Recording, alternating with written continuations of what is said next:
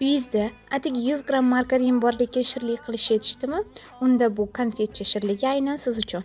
Xona haroratida yumshagan 100 gramm margaringa bir dona tuxum sarig'i, smetana, shakar upasi, qabartma, unni elab solib, yumshoqqina xamir qoramiz. Voy, tirnog'ini yeb xamir qoryapti. Demasligim uchun aynan qo'limga qo'lqop kiyib xamir qordim. Yumshoq xamir qorib olib, biroz tindirib qo'yamiz. Ana endi navbat nachinkasiga. Nachinkasi uchun yong'oq, shakar, tuxum oqini solib, yaxshilab aralashtiramiz. Nachinka ham tayyor.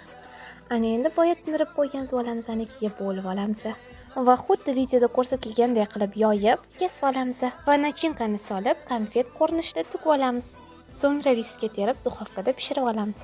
Tayyor bo'lgan konfetkalarimizni ustiga issiqligida shakar upasini sepib, dasturxonga tortamiz. Bu videoni yo'qdan bor qiladigan tanishlarga jo'natib qo'yinglar. Retsept yoqqan bo'lsa, yurachani qisartirib qo'yishingiz esdan chiqmasin. Xursand bo'laman.